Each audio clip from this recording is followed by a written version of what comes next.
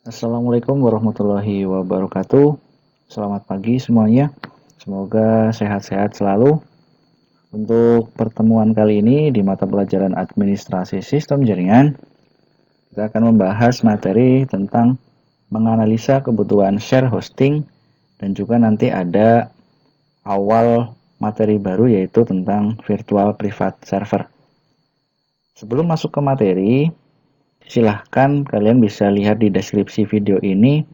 Saya sudah cantumkan link pembahasan ulangan harian bab 1 kemarin agar kalian bisa mengetahui jawaban yang sudah kalian jawab di situ benar atau salah dan juga bisa digunakan untuk belajar. Serta ada link materi pada hari ini dan juga yang terakhir ada presensi dan penugasan atau kuis yang harus kalian kerjakan di akhir pembelajaran nanti. Yang namanya share hosting itu tidak jauh dengan yang namanya hosting dan juga domain kaitannya. Dimana hosting itu merupakan penyewaan tempat untuk menampung data-data yang diperlukan oleh sebuah website sehingga dapat diakses lewat internet. Nah, data di sini itu dapat berupa file, diantaranya ada gambar, email, aplikasi, program, script, dan juga database. Kemudian ada domain, itu adalah nama atau alamat dari sebuah website. Nah, dalam membuat website itu ada dua macam yang harus dipunyai, yaitu domain dan juga hosting. Nah, ketika seseorang setelah memutuskan untuk membuat sebuah situs website, maka pertama yang harus dilakukan untuk mengelolanya adalah dengan memilih tempat, siapa, dan mana yang akan dijadikan sebagai penyedia layanan hosting sebuah situs website kita. Nah, langkah selanjutnya, setelah memutuskan tempat, maka pengguna itu diminta untuk memilih paket hosting yang tersedia pada layanan hostingnya. Nah, di situ biasanya ada situs penyedia hosting. Di dalam situs itu pasti ada yang namanya paket-paketnya. Nah, jenis-jenis hosting di situ ada 5 ya, yang sudah saya sampaikan di pertemuan sebelumnya. Ada share hosting, ada VPS, ada cloud hosting, WordPress hosting, dan juga dedicated server hosting. Nah, untuk pemula di mana baru akan memulai membuat website, itu alangkah baiknya menggunakan share hosting. Karena biayanya itu murah, penggunaan administrasi dan pemilihan servernya itu mudah. Karena murah, di situ pasti ada yang gratis juga. Sangat ideal untuk blog dan juga website bisnis skala kecil, di mana kontrol panelnya itu mudah dan biasanya di situ kita langsung pakai saja tanpa perlu kita harus mengetahui isi dari server, pengelolaan servernya. Nah, ketika akan membuat website, pastilah kita membutuhkan domain dan hosting ya, seperti tadi itu. Nah, karena kedua hal tersebut itu tidak bisa dipisahkan, untuk memiliki keduanya ini, ada domain dan juga hosting, ada dua cara yang bisa kita pakai dengan mencari hosting gratis ataupun hosting yang berbayar. Nah, jika memilih untuk menggunakan resource yang berbayar atau hostingnya itu artinya kita menyewa hosting dan membeli domain dalam masa waktu tertentu. Seperti sebelumnya, kalau misalnya gratis kita tinggal pakai saja bebas. Cuma nanti di situ ada batasannya. Nah, ketika kita menggunakan yang berbayar, untuk hostingnya sendiri itu biasanya minimal masa sewanya adalah 1 bulan. Sedangkan untuk domainnya itu minimal adalah 1 tahun. Ya, perlu diingat di situ kalau kita menggunakan yang berbayar. Nah, di sini beberapa faktor dalam memilih paket hosting itu ada beberapa. Yang pertama itu kita harus menentukan kebutuhan hostingnya dulu. Kebutuhan hosting itu ada beberapa macam. Kita lihat dari media penyimpanannya besar atau tidak. Kemudian hostingnya selalu update. Serta ada banyak dipakai dan berkualitas. Orang yang banyak memakai hosting itu berarti pasti berkualitas. Kemudian paket dari kontrol panelnya lengkap dari hosting tersebut. Dan yang paling utama itu support 24 jam live chat, di mana ketika nanti kita ada kesulitan atau misalkan ada trouble, itu bisa langsung konfirmasi ke penyedia hostingnya. Kemudian jenis web yang akan dibangun itu apa? Nah, jika kita ingin membuat online shop, tentunya akan sedikit berbeda dengan website yang biasa. Karena yang namanya online shop itu menampung gambar-gambar produk yang banyak. Jadi pastinya website seperti apa yang diinginkan kita harus tentukan dulu. Kemudian lokasi servernya, yang ketiga. Nah, lokasi server hostingnya itu sudah saya jelaskan sebelumnya. Kalian tinggal milih mau pakai server hosting Indonesia, Singapura, atau USA. Di mana di situ mempunyai karakteristik yang berbeda-beda sesuai dengan kebutuhan kita. Nah, idealnya semakin dekat lokasi server dengan pengunjung atau pembaca website, maka kecepatan proses load atau mengakses websitenya kita akan lebih cepat. Walaupun kecepatan servernya tidak hanya dipengaruhi oleh lokasi, tapi juga faktor lain, seperti spesifikasi hardware servernya. Nah, di sini lokasi server wajib juga dipertimbangkan. Dan yang keempat, jangan terjebak dengan istilah unlimited. Nah, itu yang biasanya kita mudah percaya gitu. Nah, jika kita sering melihat berbagai paket hosting, itu tentunya akan sering menemukan istilah unlimited bandwidth atau unlimited space. Nah, kita jangan sampai terkecoh oleh istilah ini. Karena pada dasarnya semua resource itu memiliki batasan di sini. Nah, termasuk kapasitas bandwidth dan space hosting. Jadi yang dimaksud unlimited di sini itu adalah kita berhak menggunakan fasilitas space-nya atau bandwidth-nya. Itu merupakan istilah dari unlimited ketika kita nanti akan menggunakan hosting. Jangan sampai kejebak ataupun terkecoh.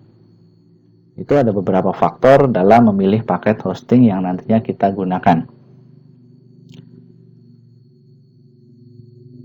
Oke, untuk materi share hostingnya sudah selesai berarti ya. Nanti silahkan bagi kalian yang kemarin sudah membuat blog ataupun website sebagai pemula, bisa nanti kalian lanjutkan untuk bisa menuangkan ilmu kalian, pengalaman ataupun tips yang lain di website tersebut yang nantinya bisa kalian gunakan supaya mendapatkan tambahan penghasilan, di mana di situ kita bisa tambahkan aplikasi ataupun layanan Google AdSense. Oke, untuk materi selanjutnya itu ada yang namanya virtual private server. Itu hosting yang kedua. Kemarin share hosting, kemudian ini ada virtual private server atau VPS. Dalam sebuah server itu dijalankan beberapa sistem operasi yang nantinya bisa digunakan oleh masing-masing pengguna server secara privat. Nah, sistem operasi yang dijalankan dalam server tersebut itu biasanya bervariasi. Ada sistem operasi Linux sampai dengan sistem operasi Windows. Nah, karena server ini menggunakan mode virtual, itu VPS-nya, maka para pengguna VPS ini akan memiliki jatah sumber daya server sendiri, mulai dari prosesor, kemudian ada RAM, ada hard disk, dan sebagainya. Dan tentunya VPS ini akan lebih aman dari gangguan jika ada pengguna lain yang nakal, seperti halnya ketika kita pakai share hosting. Nah, untuk VPS ini itu sangat cocok digunakan bagi pemilik situs yang memiliki pengunjung web atau blognya dengan angka di atas 5 digit. Nah, kalau 5 digit itu sama saja sudah sampai puluhan ribu pengunjung. 10.000 atau 20.000 ke atas. Nah, tetapi berhubung dengan VPS itu mendapatkan sumber daya server dengan alokasi hardware tersendiri, maka itu biaya sewanya akan lebih mahal dibanding dengan share hosting. Ya, itu VPS server atau virtual private server. Nah, di sini untuk pengertian dari VPS hosting sendiri, itu adalah server hosting fisik yang dibagi-bagi kembali menjadi server virtual atau istilahnya teknologi virtualisasi server dan digunakan sebagai server hosting yang tersendiri. Nah, di sini bisa kalian lihat untuk ilustrasinya. Jadi, virtual private server dapat dibagi menjadi beberapa VM atau virtual machine, di mana di setiap mesin itu berupa virtual server juga yang dapat diinstal sistem operasi sendiri. Kalian bisa lihat di sini ada server utama yang penyedia virtual private server hosting. Di situ menggunakan teknologi virtualisasi server dibagi lagi menjadi virtual mesin. Sama saja ketika kita menggunakan VirtualBox atau VM. Ya, ada komputer fisik dibagi menjadi beberapa sistem operasi. Nah, dari sistem operasi di sini atau virtual mesinnya nantinya akan digunakan oleh user sendiri-sendiri. Jadi tidak barengan istilahnya ya, atau share. Nah, ini user 1 pakai VPS sendiri, kedua juga sendiri, ketiga juga sendiri. Nah, secara global, VPS itu sering digunakan untuk cloud computing, kemudian ada software boot, menjalankan software robot forex, biasanya untuk trading juga ya, dan sebagainya. Itu fungsi dari salah satu fungsi dari VPS. Kemudian VPS juga dapat diartikan sebagai sebuah metode untuk mempartisi atau membagi sumber daya ataupun resource sebuah server menjadi beberapa server virtual. Ini istilahnya virtual teknologi virtualisasi server. Nah, server virtual tersebut memiliki kemampuan menjalankan operating system sendiri seperti layaknya sebuah server. Nah, jika kalian sudah pernah mencoba VMware ataupun VirtualBox di laptop kalian, itu cara kerjanya sama. Dimana tinggal nanti virtual machine yang ada di VirtualBox digunakan untuk apa? Apakah untuk server ataupun untuk yang lainnya. Nah, bahkan kita dapat mereboot sebuah server virtual secara terpisah. Kita tidak harus mereboot server utamanya. Berarti kita memakai teknologi remote server atau remote desktopnya. Nah, VPS itu terasa seperti sebuah dedicated server. Dibanding dengan share hosting, itu menyewa VPS akan mendapatkan result yang lebih baik, sehingga tidak terganggu jika ada problem pada website yang dikelola. Selain itu, VPS mendapatkan root access, atau berarti sama saja aksesnya dikasih penuh, ya, karena sudah masuk ke root, sehingga lebih leluasa dalam mengcustomize atau mengedit server sesuai kebutuhan kita. Nah, kelebihan VPS dibanding dedicated server antara lain, VPS itu lebih fleksibel. Kita hanya perlu membayar resource yang kita butuhkan. Nanti jika kebutuhannya meningkat, itu bisa di-upgrade tahap demi tahap. Namun, kita dituntut belajar VPS, mengingat pengoperasiannya itu sedikit lebih rumit daripada share hosting yang biasanya tinggal pakai saja. Ya. Itu kelebihan dari VPS dibanding dedicated server maupun share hosting. Nah, bertambahnya traffic visitor pada website yang kita kelola, di mana di situ tambahnya semakin banyak ataupun besar, secara tidak langsung akan memperberat share hosting ketika kita nanti menggunakan share hosting pada website kita, karena kita sebagai pemula ya. Nah, sehingga itu tidak akan mungkin lagi menggunakan share hosting atau bahkan cloud hosting dengan bandwidth yang terbatas. Nah, ketika pengunjungnya sudah mencapai puluhan ribu, keberadaan VPS itu dapat membantu dalam memaksimalkan bandwidth. Ada hard disk dan juga mempercepat loading website. Dan itu pun ketika kita pakai VPS itu cukup menampung visitor website yang posisinya itu sudah puluhan ribu visitor. Nah, jenis virtual private server itu ada beberapa. Ada OpenVZ, di mana di situ menggunakan sistem operasi yang bekerja pada shared kernel yang biasa digunakan oleh website golongan menengah ke bawah. Kemudian ada KVM atau Kernel Based Virtual Machine. Dan yang ketiga ada HVM atau HVM, Hardware Virtual Machine. Ini sama halnya dengan KVM.